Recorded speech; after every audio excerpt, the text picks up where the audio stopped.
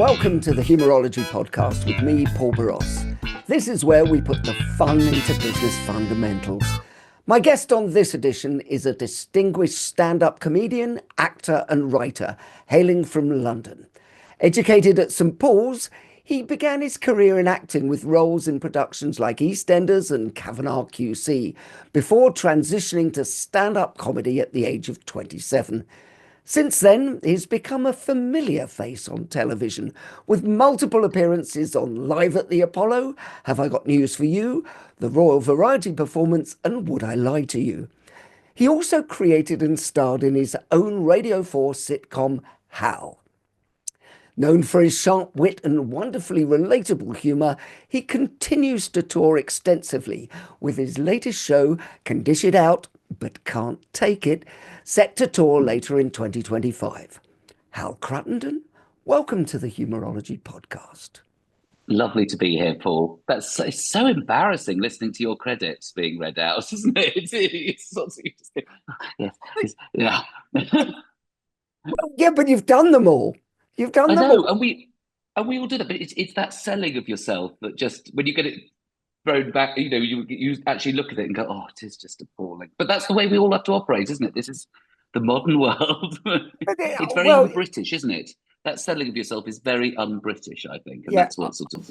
I don't think you're going to end up as president of the United States, to be honest with you. No, I don't have that. So I was thinking a joke about this of why, and let's not obviously get too political, but why certain American politicians who remain nameless are so disliked here. And I think we have a thing where certainly wealth in Britain comes with it comes with a certain embarrassment. It comes with a certain, I don't know, you've got to have to play the idiot. You don't go, I've done so well. Look at what I've done. Look at this. Look at that. No, what that place, that is such a cultural chasm between Britain and America. Because in America, you get money, you go, I don't know where this money came from. I'm looking at it's like the Royals. The Royals are champions of that kind of put ourselves down because we're actually very wealthy and actually quite powerful. Yeah, and aristocrats will walk around in rags a lot of the time. Exactly. It's kind of it's a weird. I used to live in America, and you were always defined by how much you have. And, people would, show you that, I bought all this ranch. I got this car. I can do, it's like, and we're like, exactly. No, it's just a little peanut hair, Yeah, exactly. Yeah. Exactly. You grew up in Ealing in West London, I believe, with your parents, Neville, Julia, and your parents and the sisters, Abigail and Hannah. Yes. What kind of household was it, and was humour valued in the family? Oh, very much so. Very. I mean, I would say my dad thought he was very funny. My dad would always be the one to stand up and make a speech at an event, and to be, he thought he was. We were a very performing family. Mainly, I mean, it sounds horrendous now. But both my parents were very big on amateur theatre, and my dad always had wanted to be an actor. My mum had turned down a place at drama school that she'd got winning a competition. She'd got into Guildhall in like the late 50s and turned it down and said, no, I don't want to be an actor, but I'll do it in an amateur way. And she ends up being a makeup artist. But my dad ended up being a businessman, was in advertising. But the theatre was massive. I first went on stage at 3 years old, playing a little part in this the Questors Theatre in Ealing, which is a pretty big amateur theatre. And it is, I think it's one of the biggest, but it takes it very seriously. So it was much more about theatre and performance. Comedy, we thought we were funny. My dad thought thought he was funny. And that a lot of that comes from me. There was a lot of Mickey taking. There was a lot of putting each other down. There was if I'd say something really pathetic, my dad always had a thing. I always have this image of going, if I was moaning about something, I've got this splinter, it's got my finger, and it's just got, and he'd go, my son. Just he just had that sort of way of looking, going, oh yeah, so yes, I still have a video, I think, of me doing a little speech at my dad's 50th birthday. My sister, I think, has it on video. and I get up and do a little funny bit. I'm about 20 at the time, making fun of my dad. There was a lot of Mickey taking. Yeah, there was a lot of. My dad was funny. I mean, my dad died very suddenly. My dad died 3 weeks after that birthday. It's extraordinary. You know, he was 50 and then he died. Mhm. Um, but but I looked at that and went, oh gosh, we did just make fun of each other. We did, and I'm afraid we do that in my family as well. I'm very, very rude. That if I love people a lot, I'm horrible to them. That's I'm rude to them. Well, that goes back to the American thing because they can't understand the fact that this is our form of love. Is the more you take the Yes, piss, the more you love someone. And you exactly. can't do it to somebody if you don't like them because I it just know comes up with a tinge of bitterness, doesn't it? exactly. No, exactly. It does. I mean, I do that the whole time in relationships I have. I mean, I was my ex. What I'm divorced now, but I'm in a fairly new relationship at the moment with a woman who's um, she's French and Australian. She grew up in France till she was 11, then in Australia, and I keep sort of checking in with her, going, "Is that okay?" Because I am actually quite rude to you, and she's going, "It's fine. I understand. I've lived here long enough. I know her." But it's very cultural. I mean, I'm in relationships. I'm always, if I really like somebody that I'm going out with, I'm pretty rude to them. I'm very much making fun of them. So I'm just, Well, yeah, but there's a word that I think, I think comedians especially have it. And I speak on stage all the time as well. And obviously I've Mm. got the background in the comedy store. But teasing is part of the fun and playing with people. Isn't that you grew up in a family that teased? You have Yeah, relationships, you tease. I tease my son, you tease your daughters, your yeah, girlfriend, everybody like that. I think it's a great thing to do, isn't it? yeah. It is. It is lovely. I've been listening to. I mean, but I think equally we have to be understanding of other cultures. Like, I mean, I was because it does get so shocking. I don't know how much you listen to American podcasts and stuff. There's always American podcasts. So I love ones about divorce and stuff because I basically collect material. I do so much stuff on being divorced and being single. So I tend to listen to these very, and everybody who's a guest on a podcast like this, you'd be going, great to have you here, Hal. And they'd be going, well, it's amazing to be here. It's so exciting to be with you, Paul. Whereas instead of I'd just be going, oh, lovely to be here. Oh, that's great. And then making fun of the intro that you've done.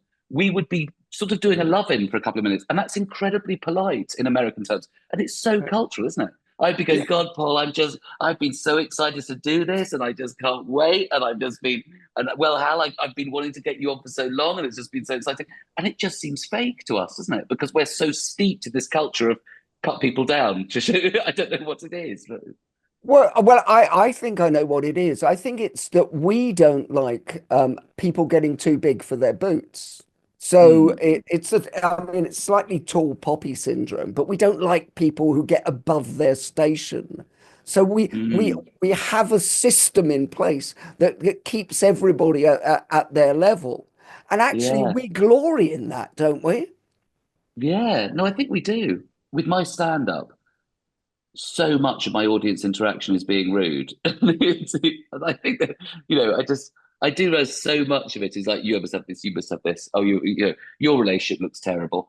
You must be my age. I think that the next barrier we have to cross about being rude to people is being rude to women because we are rude. I'm so rude about men. I'm sort of rude about women, but I'm never rude about women in the same way I'm rude about men. Do you know what I mean? The way men are Mm. absolutely horrible to each other. I mean, I don't that's not good. I don't think we should be being horrible to women, but it's almost that patriarchal sort of. It's almost a sexism to go, well, we don't want to hurt their feelings. Let's just make fun of the men because the men can banter, but the women can. And actually, it's incredibly sexist to go easy. This is I should do that. I'm going to write this down as a point of my new show. Attack women Good. more. No, but there's this assumption women need to be looked after more, and I do it, and everybody does it. I've just I can say anything to a man, and a woman on stage can say anything to a man.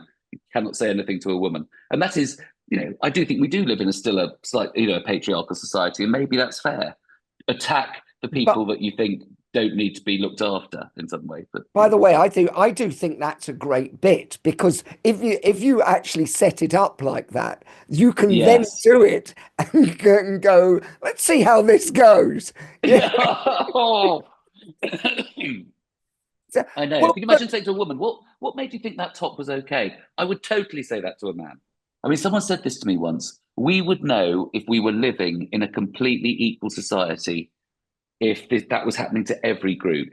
If we were making the jokes that we wouldn't make because we know, and I've got very political now, but the jokes we make about white men and certainly straight white men they can be the most attacked in society because they live a privileged life, and I do believe that.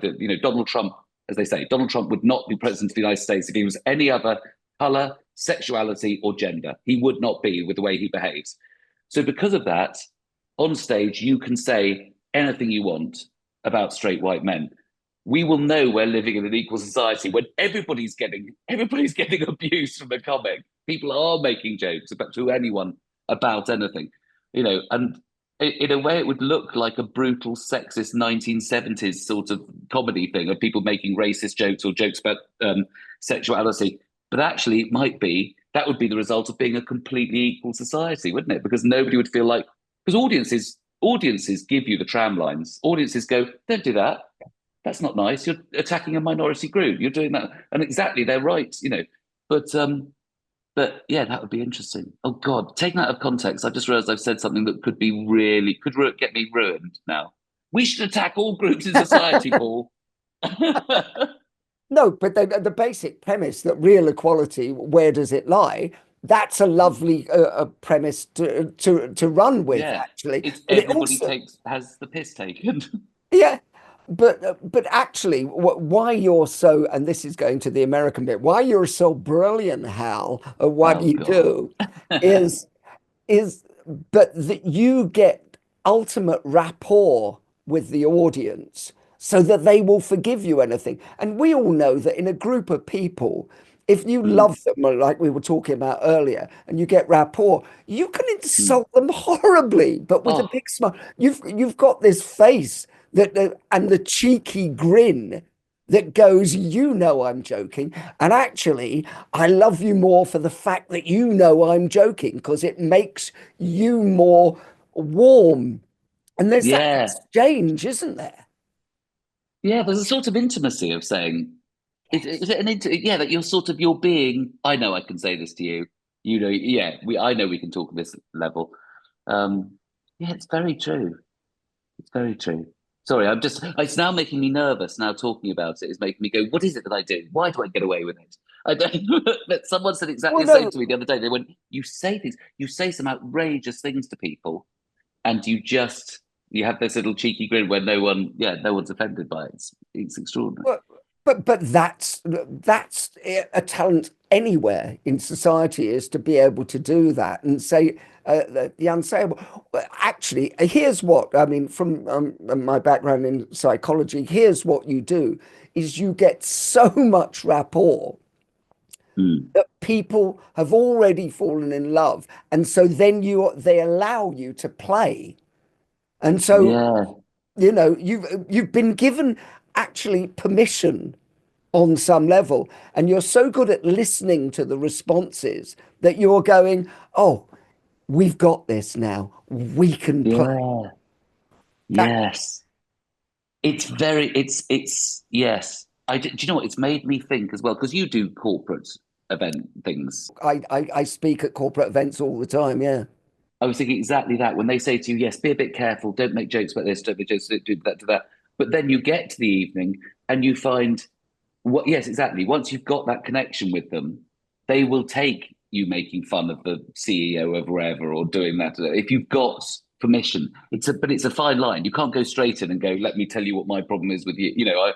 I remember, gosh, this is now knocking on 25, 30 years ago. I remember doing a corporate and getting it wrong, because I went straight in for the CEO, and he was obviously one of those power CEOs, and everybody like looked offended for him, and it was probably like a Trumpian situation whereby then and it took me like 20 minutes to get the room back. It was awful. You know, you just knew that one thing had just tipped it. Yes. Oh, exactly. People here, but it's so interesting doing comedy in normal clubs or normal theatres. And then in a corporate, people are on alert in a corporate environment. So you have to be so careful because they want comedy, but they don't want dangerous. They want anything that might be they're so worried about what other people are thinking. Even if they're not offended, they're worried somebody else might be.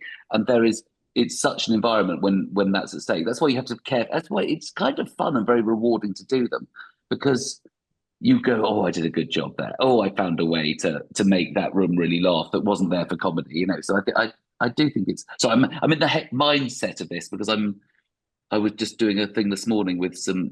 I was just preparing for a thing I'm doing tomorrow for lawyers, and I was thinking, how rude can I be about lawyers? But I think they're probably used to it. Do a gag which was about estate agents at the store, which was, what do you say when you see 3 estate agents up to their necks in shit? Not enough shit. And the weird thing is you have to choose your gag for where you are doing it.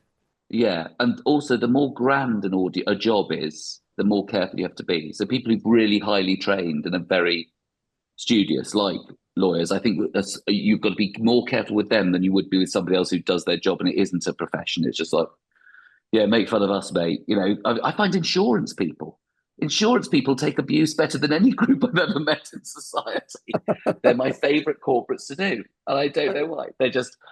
They have no respect for their job. They think it's a bit rubbish, and I go, no, it's a really important job. It's but they're very nice. But no, it's an interesting sideline, the corporate world in comedy. Nobody knows how much comics live off stuff like that as well when they're not touring. Comics have it much harder than I do now because I get introduced as a psychologist, and if I happen to be funny, it's oh my gosh, he's funny. If you're introduced as here's someone who's going to make you laugh, yes, you're already up against it, you know, and that's the difference. It's the hardest game from that standpoint.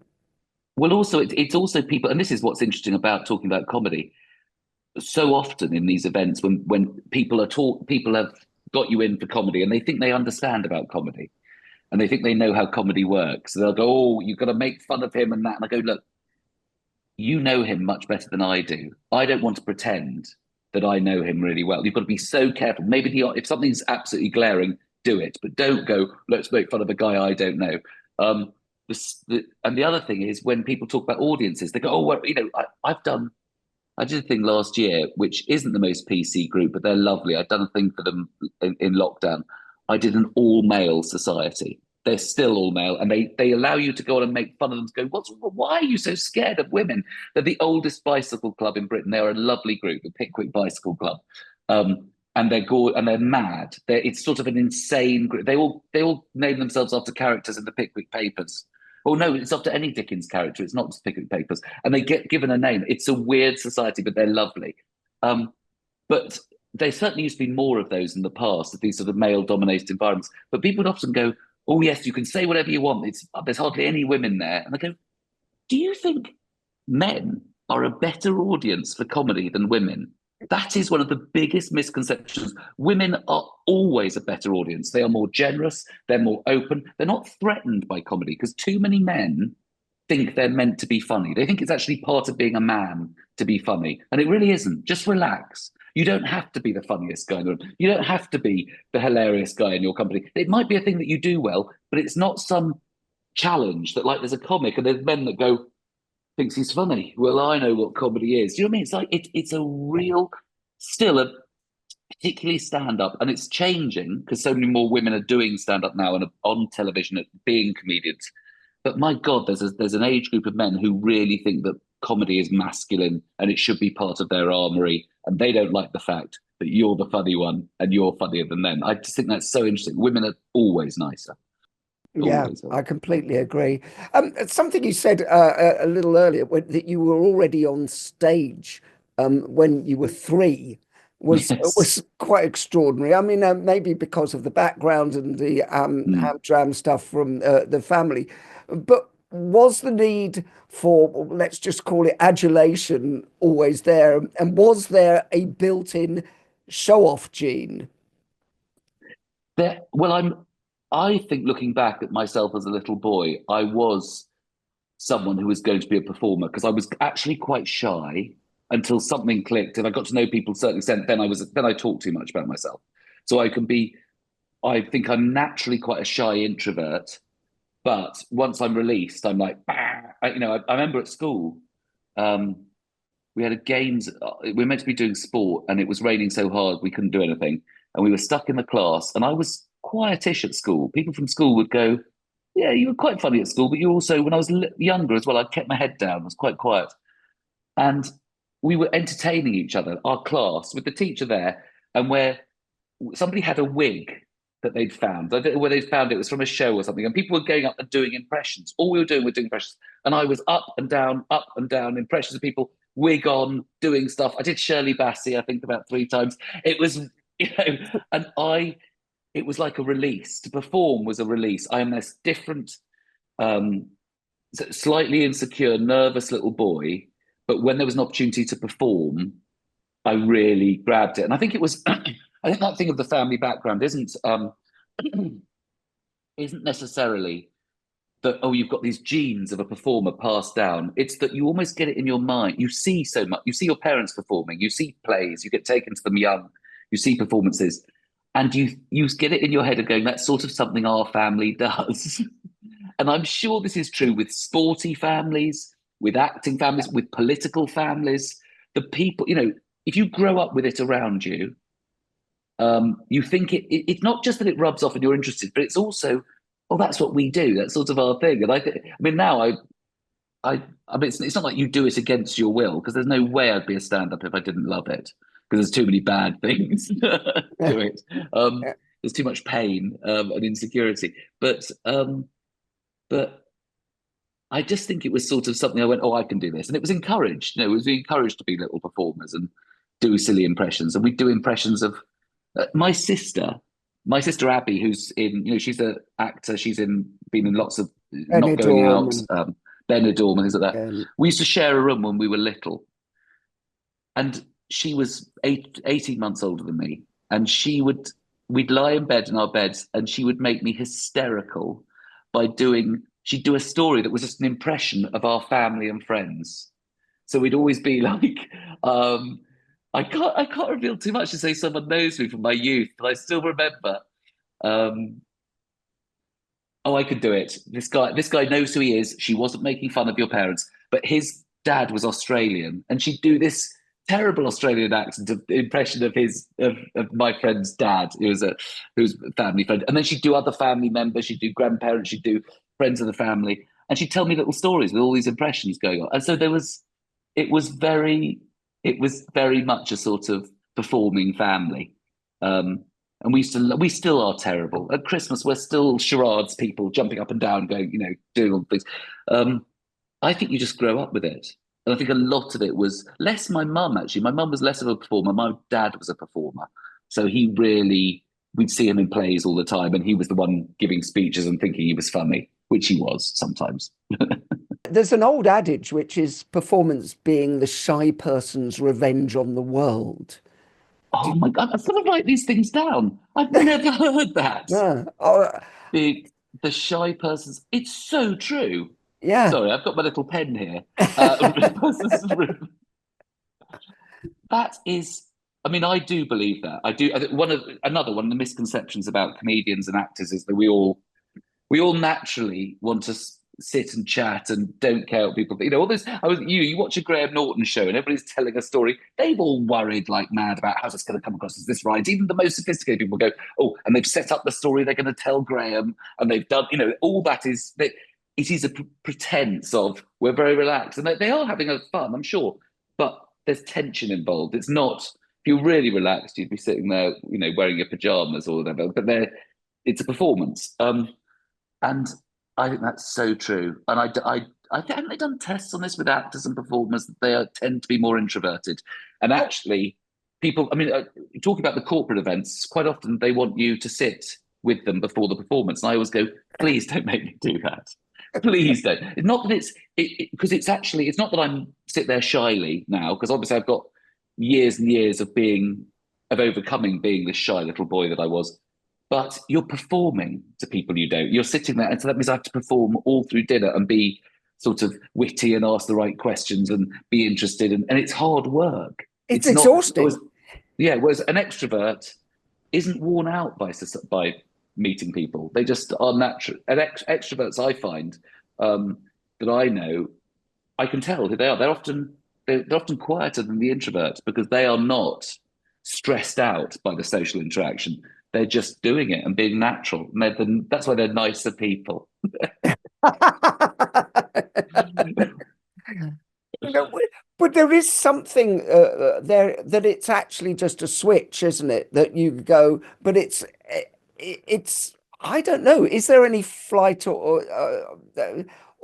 fight or flight response in there whereby Yeah. you're kind of going? So it's it's actually an effort, but it just becomes more normalized because you and I and all comedians and actors can do it, but you still have that moment inside you where you go, "Oh God, do I have to do it now?" Yes. Yes. And I've been. I remember I used to listen to recordings of performers talking how they got over their fear and um, and your fear of going on stage, and they're going, keep remembering it's a choice. This is a choice where you've chosen to be here. You've chosen to be in this moment. You are not. No one is forcing you this at gunpoint. You could walk off at any time. Oh, I remember being once. Remember when the ash cloud happened over Iceland, wasn't it? Yes. The ash clouds, Oh, and yes. I was stuck for 2 weeks. We were doing gigs to soldiers. Me and a lovely comic called Ian Stone, I and know. We've had you Ian know on the Ian Stone, show. don't you? Yes, Yeah, you'd know Ian. Sorry, I keep yeah. forgetting. Yeah, but and Ian and I were doing a week to soldiers coming back from Afghanistan. So we're on Cyprus, and soldiers are coming home from the war in Afghanistan, and we're doing shows to them as they come through. Well, what happened was we ended up having doing lots of extra shows because of the ash cloud. Soldiers were stuck getting home, and it was all. And we're stuck in our lovely villa in Cyprus, which was like. But Ian had it up to here with me, I think, because I'd go, we've got to do this. I've got to go to Akrotiri and do a sort of thing that was meant to be done by some rugby player who's doing a talk to them. I've got to be funny. Oh, I don't want to. They're giving me extra money for it, but I could do this thing. And Ian's going, "Do you want me to do it?" And I went, "Oh no, no." It's just I wanted to moan. And he called me out, going, "Yeah, do you want me to do it? Shall I have the extra money, Hal, that you're getting from doing that event?" I went, "No, sorry." No. So it's every time. Every time, I found that with I think that one of the scariest gigs for comics, I think, is Royal Variety, and because you can die. It is you can't really die on Live at the Apollo unless you're awful. Live at the Apollo, you're going out. There's 4,000 people who are up for comedy. It's a comedy night, bang bang bang. Royal Variety is loads of people feeling very tense because the Royals are there. They're all dressed up. They're feeling worried about the comics anyway. They often don't know who you are. So they're going, "Well, who's this?" And they've gone on and after Kylie Minogue or something. And why are they, and we don't. And I remember Sarah Miller, I did it before Sarah Millican. Sarah Millican called me about it. And I said, just keep on going for that first 1 or 2 minutes because it's like you're dying. And you have to just know and you build and build and build. And I remember before going on, well, no, first time I did, because I did Royal Variety a couple of times. First time I did it, I was so unknown. I got the giggles in the wings beforehand, going, "This is just brilliant. I've got nothing to lose." I'm going on. The Queen and Prince Philip were there. It was 2009. They were, it was just a dream. And and I knew it was going to be tough and I might die. But if I did die, it wasn't a ruin my life because it was a big step up that hopefully, I'd just still have done it. And I did really well. Second time I did it, I knew how tough it was. And I remember that thing in the wings of going, you've chosen to be here, you've chosen to be here, you've chosen. And then afterwards, I've never done this. I was so tense about that gig. And that was in front of Charles and Camilla. I walked off stage and cried with relief. I actually just went, Wow. and just stood in the wing and just went because it was And you're on stage, you're all like, hey, Royal Variety, I've also had, but you know how dangerous that show is. And both times I've done it, another comic's died on the bill. Another comic has got nothing.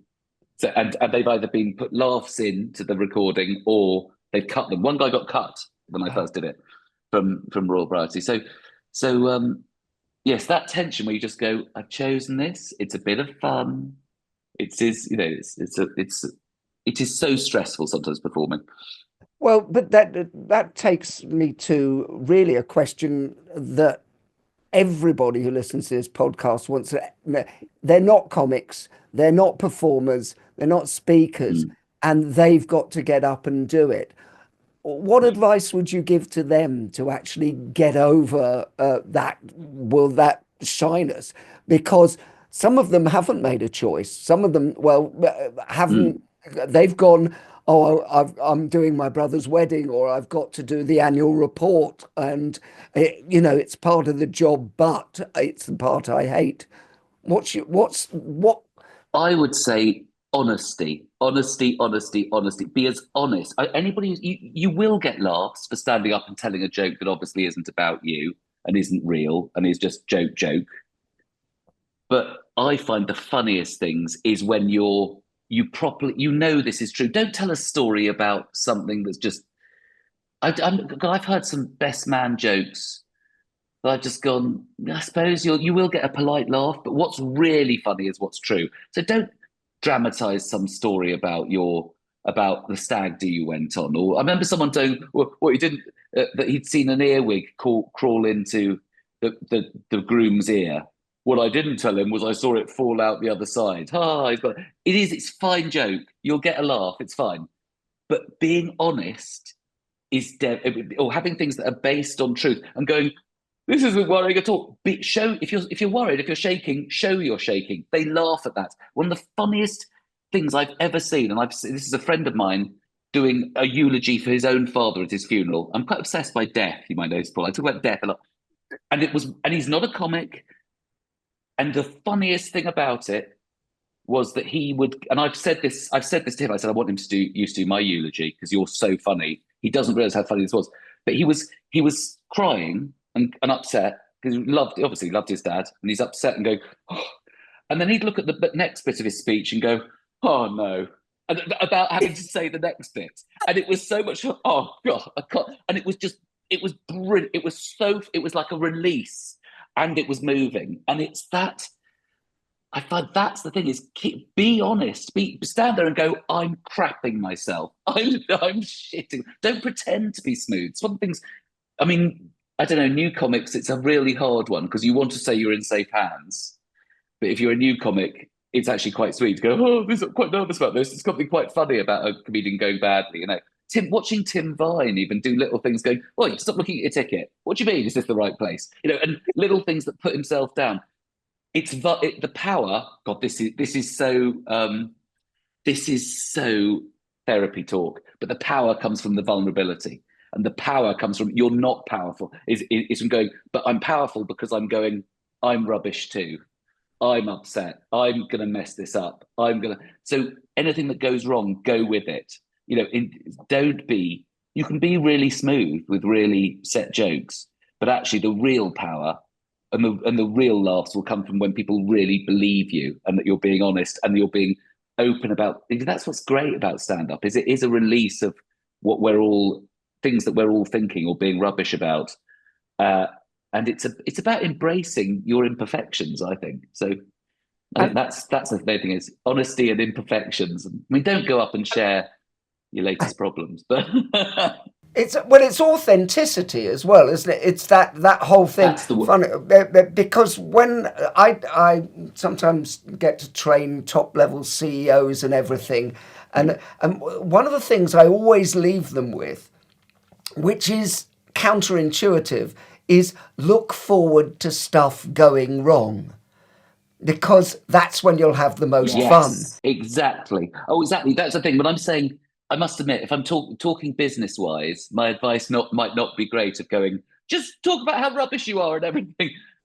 But a great business talk would be, I've got this, I'll tell you about this exciting thing, that thing. But if something goes wrong, of just those little you can still put yourself down. You can still do those jokes while still selling something or still selling your idea and going, look, I think this is great.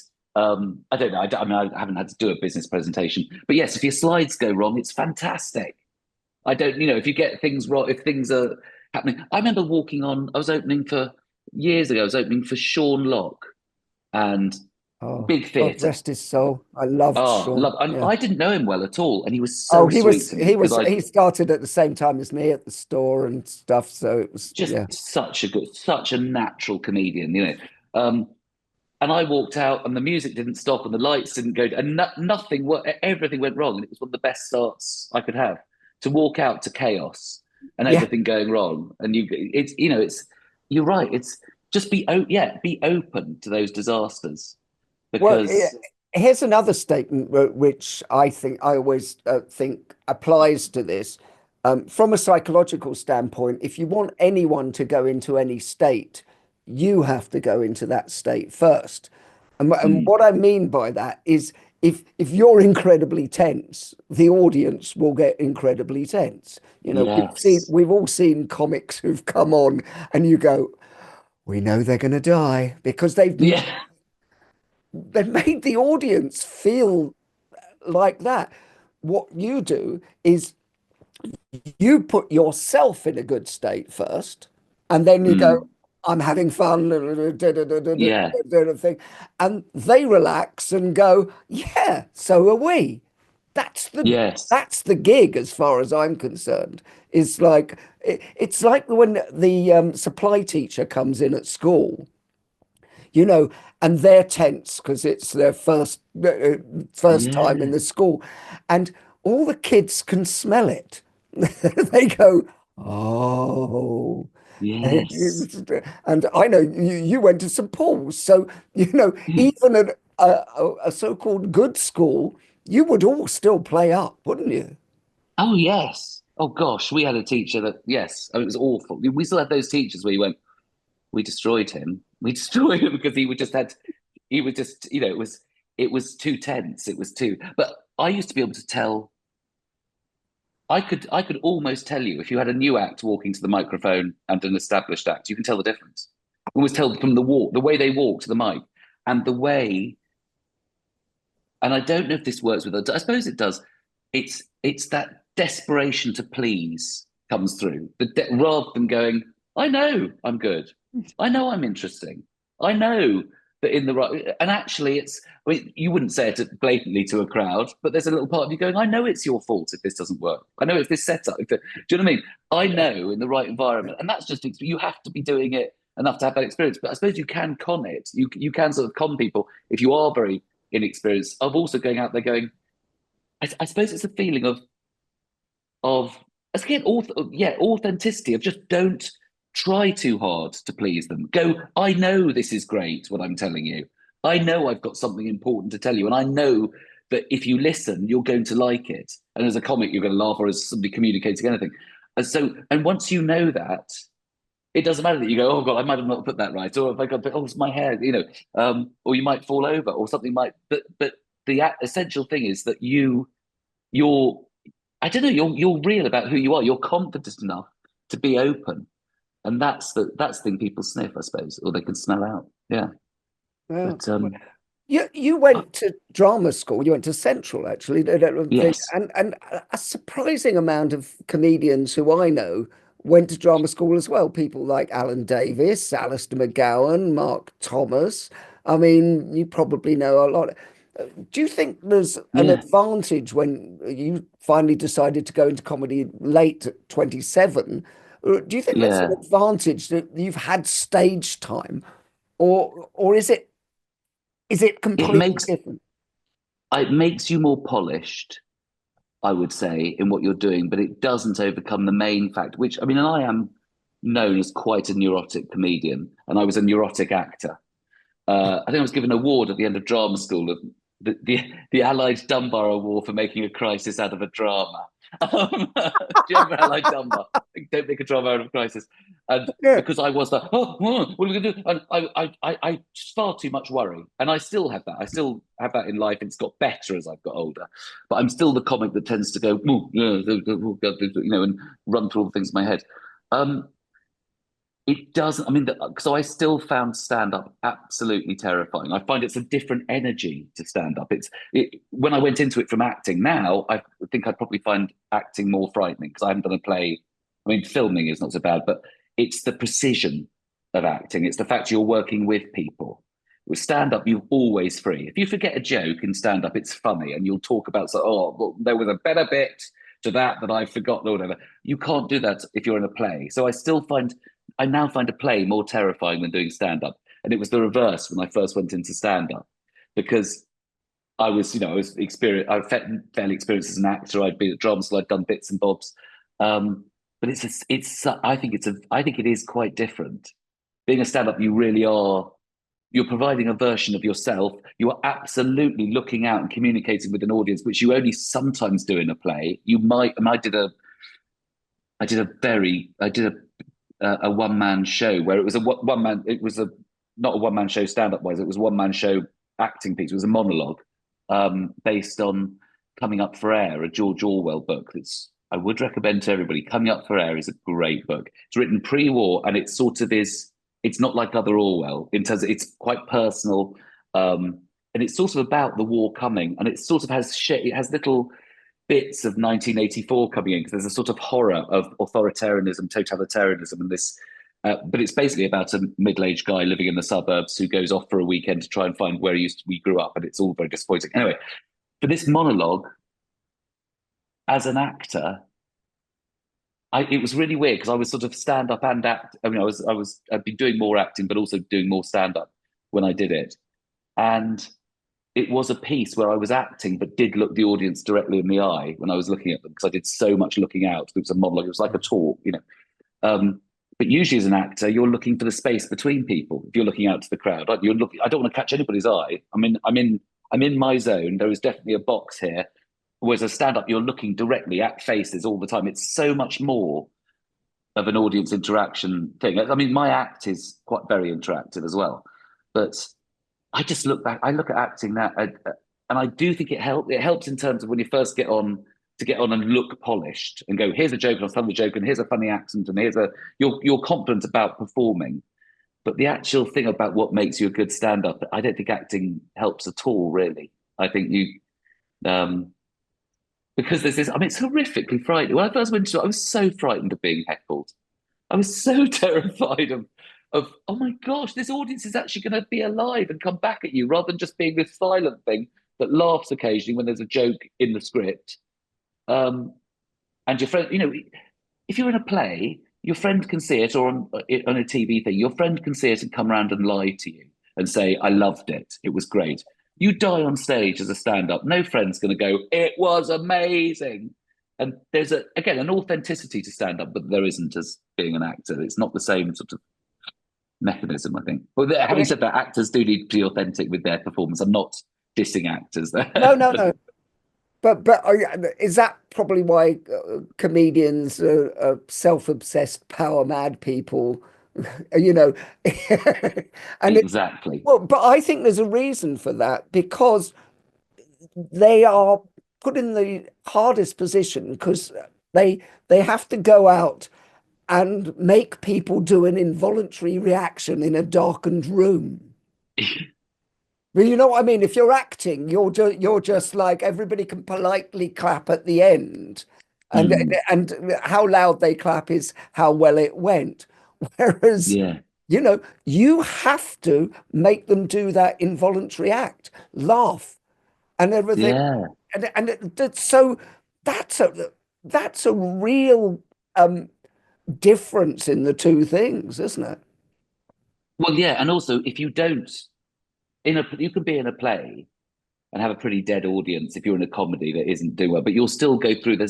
As a comic, as actors, you will still be able to stick to a script, get through it if you're getting not many laughs and all the rest. As a comic, if you're not getting many laughs, you have to try address that. You have to change what you're doing in a way that actors aren't aren't able to. They can't unless they're improvising. But it's that, you have to deal then and there with it not going well in a way that a play cannot go well and you can still get through to the end of it. But if you're going to have any chance as a comic and you're not going to have to walk off early to the sound of your footsteps or booze or things, you have to solve a problem while you're on stage with why this isn't working. It's really, it's honestly, talking about it makes me scared. I've got to, oh God, I've got so much Cruttenden gives up comedy based on one this podcast. Week. I know. I've got a big thing tomorrow. I'm Sheffield. Oh God, I haven't got a Sunday off and then all next week. Oh God.